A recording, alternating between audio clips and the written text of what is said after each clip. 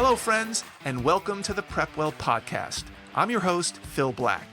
And if you have an 8th, 9th, or 10th grader with big aspirations, like the Ivy League, or military service academies like West Point, ROTC, or athletic scholarships, boom, you've come to the right place. My specialty, my superpower, if you will, is preparing families for these competitive programs. I'll teach you what your child should do, when they should do it, and how you can help. So stick around and prepare to out-prepare. Hello, friends, and welcome to the show. Today I'd like to talk about the infamous college essay. Should I be intimidated by it? Where do I start? How do I come up with a topic? How creative can it be, or should it be? What makes for a great college essay, a so-so college essay, or a bad college essay?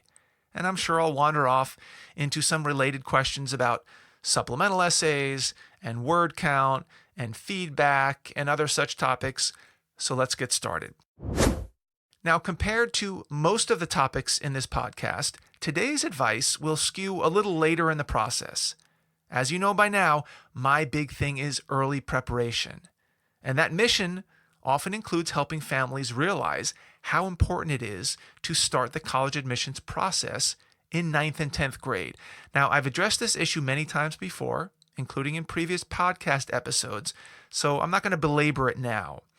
This particular episode, I hope, will give early parents, my peeps, a preview of what's in store for their kids a little bit down the road.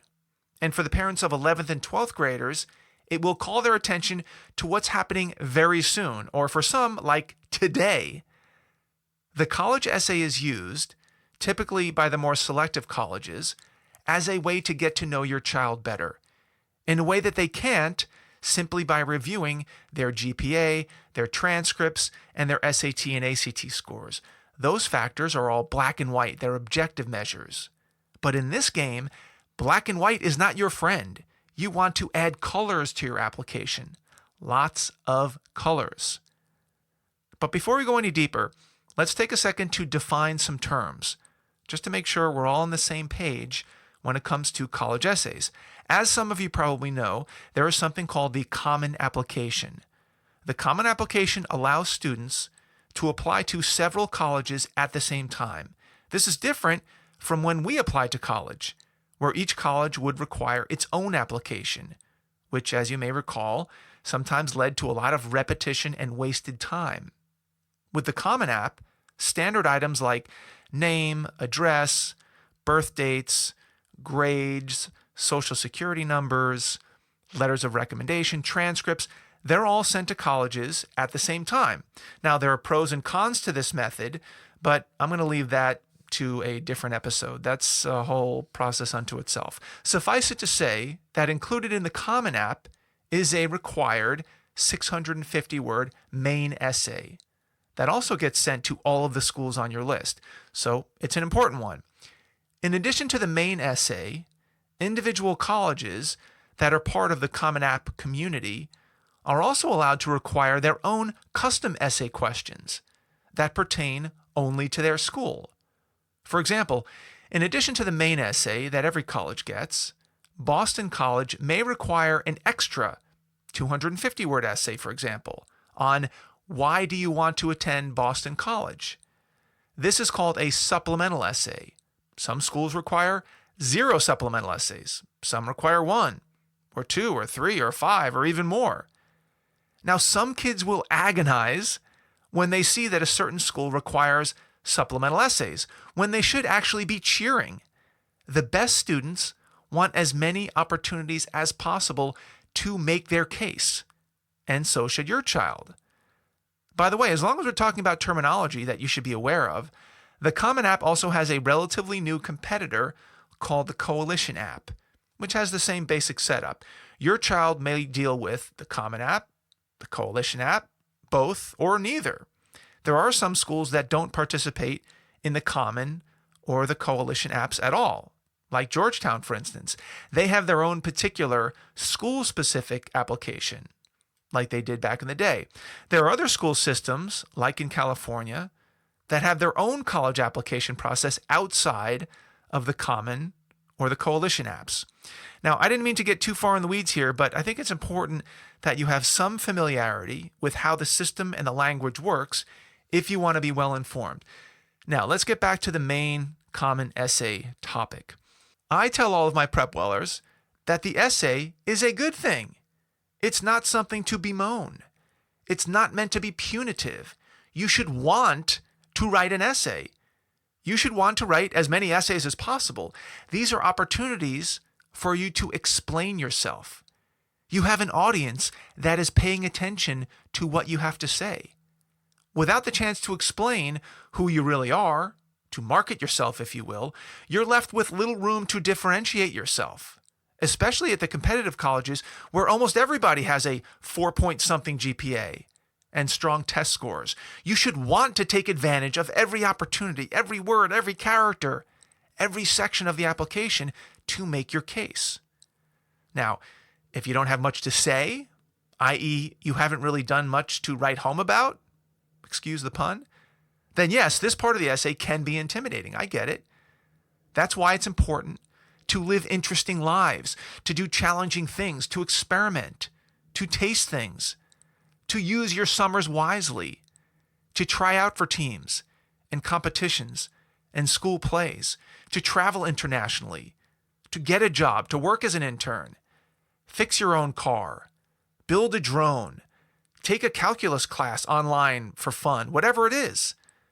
That's why I constantly urge students to engage in fun and compelling activities in 9th and 10th grade, and especially the summers in between those grades, so that they have something to say. If you've got stuff to write about, the essays are not that big a deal. In fact, then the question becomes, I have so many cool experiences to choose from, which ones do I highlight? And that is a great gift. When parents tell me that their kids are so stressed out about the essay, it's normally because they did so little with their lives for so long. Yes, writing an essay about yourself, who you are, what you stand for, and what's shaped your life is tough to do if you've been sitting at home playing video games, going to the beach, hanging out with your friends, and swiping through Snapchat for 2 years. Now, I'm exaggerating a little bit, but there are kids out there like that. Most of the students that are part of my online program, PrepWell Academy, and my private students don't fit this description, but as with most things, there are degrees. Students should be chomping at the bit to write their college essay. Their eyes should light up when they see that the college requires 3 supplemental essays. This should be great news. They should be excited to test out different ideas and topics. Obviously, there are other factors at play, whether or not your child is a strong writer. Are they starting early enough? Or have they procrastinated and now they're facing down a tight deadline? The best way to manage this is to prepare your child for when this time comes. Well, how do you do that? Well, here's a quick guide. Number 1, encourage your child to read and write from a young age. Number 2, check up on their writing and don't assume because they get A's in advanced English classes that they're a very good writer. They may not be. 3, encourage your child to do fun and challenging and unconventional things, both during the school year and during the summers. And 4, start the process early enough so there's no deadline pressure. Sounds pretty easy, right? Obviously, this is not easy. It can be easier, however, if you have a plan and you know what you're doing early enough. How does one write a compelling essay? Compelling essays normally start out with a great story or an anecdote or an experience or a challenge. So the first thing we need to do is to capture all of this goodness. Many of the techniques I will talk about here have been popularized by Ethan Sawyer, also known as the College Essay Guy. Ethan has a great website that has a ton of resources to help in this regard, so please check him out for additional information. How do we get the ideas flowing? I like to start with brainstorming. How do we go about recording all of the cool things that your child has done in their lives? Well, here are a few exercises to try. Number 1, essence objects. An essence object is something that reminds your child about some significant part of their life. Could be their first baseball glove, or a dollhouse, or ballet shoes, or a necklace, or a photo, or an old movie ticket that they saved. It doesn't matter what the object is. What's important is what the object means to them. What is the essence of that object? A good way to find essence objects is for your child to look around their bedroom, on their walls, in their bookshelves, closets, drawers. Does anything jump out at them? A baseball glove might remind them of the time that they spent with their dad before a divorce. Or a dollhouse may represent a place to practice interior design skills. I don't know, I'm making these things up, just to give you an idea of what we're looking for during this exercise. Ideally, your child might come up with a dozen or so essence objects. Great. Write those down. Brainstorming has officially commenced. One of the cool things about using an essence object, especially for boys, I have 4 of them, is that they can attach feelings and emotions that they may have, but they're not sure how to communicate them onto the essence object. Convenient, right? It can take a little pressure off of them. Also, keep in mind, the essay readers will most likely not remember your child's name, but they may remember the essence object in your child's essay, or about how that essence object made them feel. Let me give you 2 examples of successful uses of essence objects to illustrate this point. One of my private PrepWellers, who I work one-on-one with, was intent on writing an essay about one of his Boy Scout hikes. He was an Eagle Scout, and he thought that he could convey a lot about who he was and what he stood for and what he cared about by writing about this one particular hike. At first, I was skeptical. Essay readers have read a lot of essays from Boy Scouts about challenging hikes and expeditions. It's similar to the aspiring engineer who writes about their early love of Legos. This is not new territory. If he was going to go in this direction, we had to bring in something unique, something uncommon. And after kicking around a bunch of ideas, here's how the first paragraph of his main essay ended up. Here we go. I sit down heavily on a nearby log, shrugging off my backpack. We've been hiking since sunrise. 5 miles down and 9 to go. After a deliberate inhale and exhale, I look down at my boots. They look back at me. They are willing, but tired, thanks to years of breathing dirt and grime. Once rigid and uncomfortable, my boots are now supple and feel like a part of my body. They represent me. Okay, that's how the essay kicks off. The name of his essay is Boots, and it walks through, no pun intended, what this student learned about life from his time on the trail. His boots represent the essence object that we came up with during our brainstorming session. We basically animated his boots as if they were a loyal friend of his. And during the essay, they communicate with one another to convey the many insights that the student gained as a Boy Scout. This, in my opinion, is an interesting and unique twist that's different from a typical Boy Scout hike essay. And while we're at it, another good technique he used in this essay is called bookending. That means that you end the essay by somehow cleverly referring back to what happened at the beginning of the essay. It's called bookending a story. In this case, of the Boots essay, here's how it ended up. As I head off to college, I plan to retire my loyal boots. I'll have to buy new shoes for the next chapter in my life. Will they be sneakers, or wingtips, or combat boots? I don't know, but I know they'll have some pretty big boots to fill.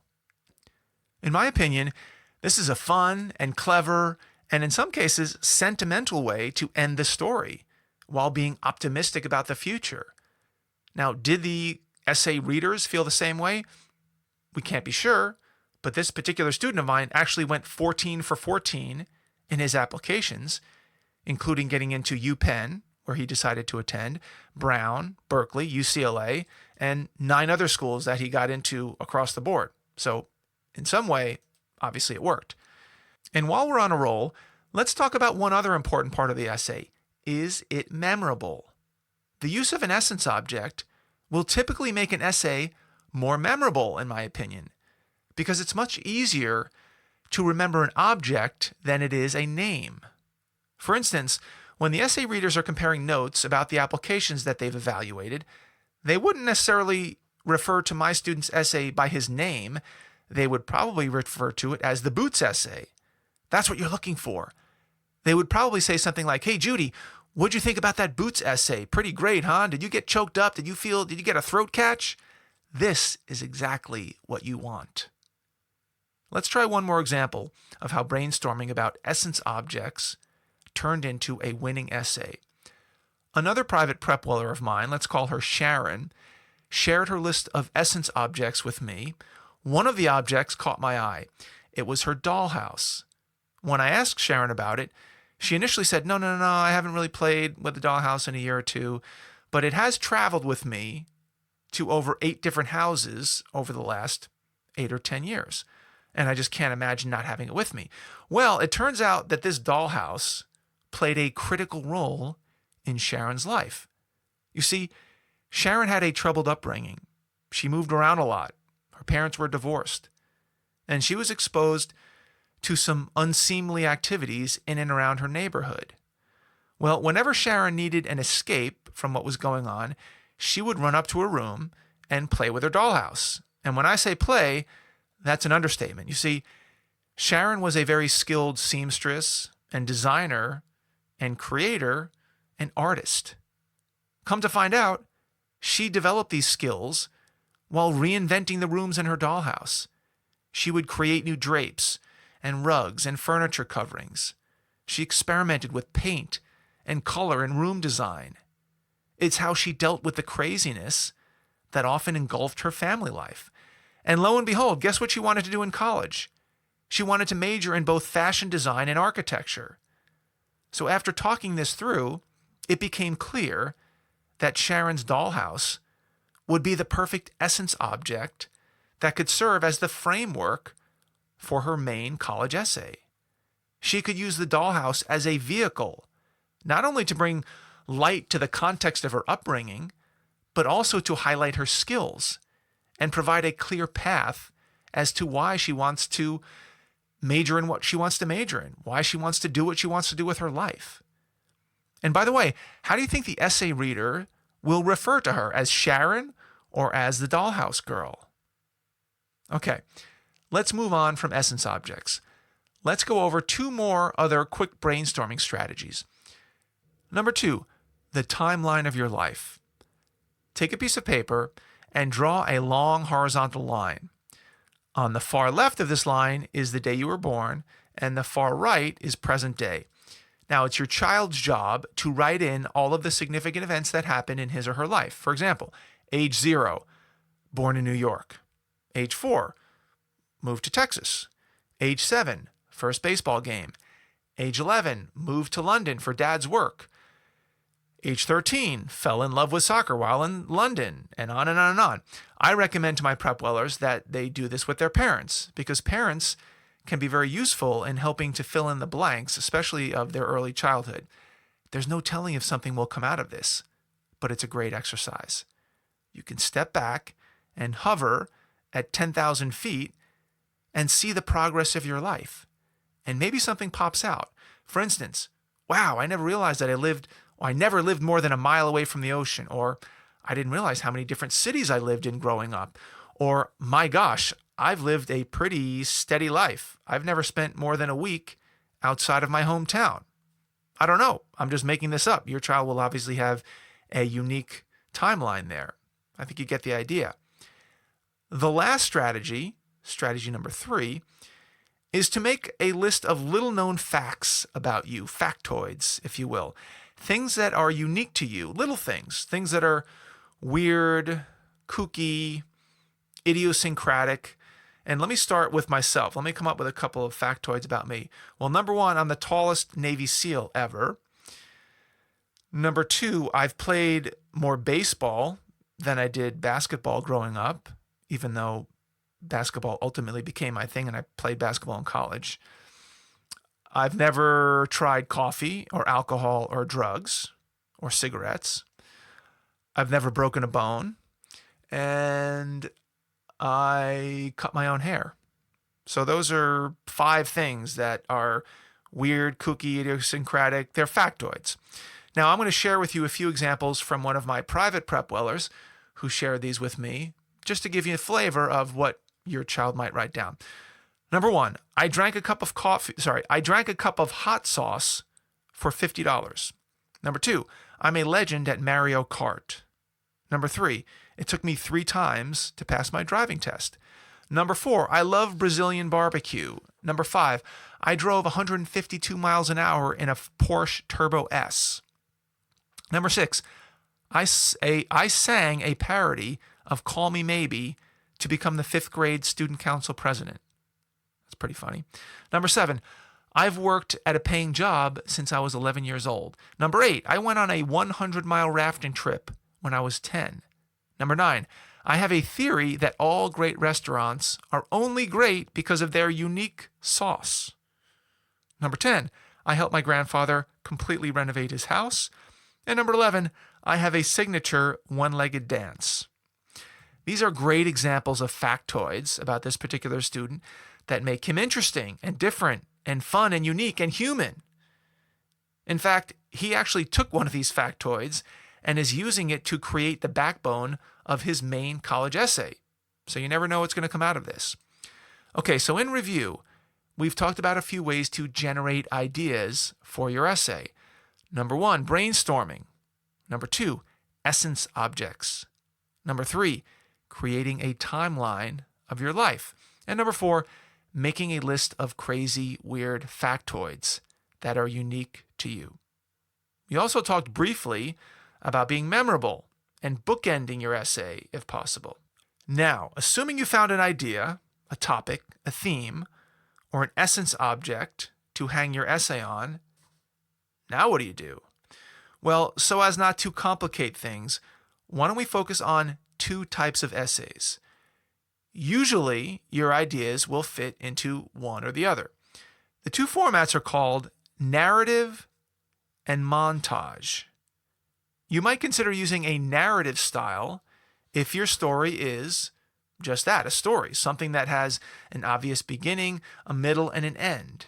Many times, this is where the, quote, challenge story would fit in. Maybe you had an injury that you had to overcome or some other hardship. A narrative format typically starts with the opening scene where it's the status quo, where everything is humming along just fine, and then boom, something happens. We call this the inciting incident. This is where all the action happens. Usually you're faced with some kind of a tough decision or choice brought on by this incident. What did you do? Then the action continues, you learn some stuff, and you come out of it a more mature or experienced or more developed person. This is a classic model that most Hollywood movies will follow. Does your idea fit into this model? Or if it doesn't, maybe there's a particular theme or principle or life lesson or an insight that you've had that when put together can weave an interesting story. This would be called a montage format. In a montage format, you can bring experiences and anecdotes from different parts of your life, maybe even completely different times in your life, and stitch them together to represent something that you believe in or something that you learned in a new and uncommon way. And remember, there's no right or wrong format for an essay. You can also come up with your own format. Don't feel limited to these 2. I just wanted to point you in the right direction as you start to think about this. Of course, there are other things to think about when it comes to your essay, like grammar and syntax and spelling and feedback and craft and word count and alignment with the rest of your app. I think if you guys want, I'll include these in part 2 of this topic. I didn't really realize how many moving pieces there are to this main essay. So let me know if this was interesting to you and whether more information would be helpful. Okay, folks, thank you for tuning in. That's it for today's show. I hope you found this topic to be helpful, either because you're now more aware of what's coming down the pike in a year or two, or because this is happening with your child and your family right now. If so, I wish you luck. If you have questions that you'd like answered, please let me know. You can reach me by email, DM, blog, Facebook, LinkedIn. Please subscribe to the podcast. Share it with a friend who might find it valuable. If you have feedback or comments on the show, please fire away. If your 9th and 10th grader is not yet enrolled in PrepWell Academy, and you think they would benefit from hearing about stuff like this every week from me, in smaller doses of course, sign them up. Go to PrepWellAcademy.com and enroll. Hope to see you on the inside. Until next week, goodbye, good luck, and never stop preparing.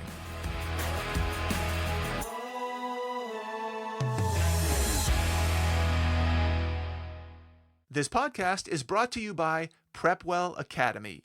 PrepWell Academy is my one-of-a-kind online mentoring program that delivers to your 9th or 10th grader a short, highly relevant video from me every week, every Sunday in fact, where I give them a heads up about what they should be thinking about to stay ahead of the game. To get these valuable lessons into your child's hands, please head over to PrepWellAcademy.com and enroll your child today.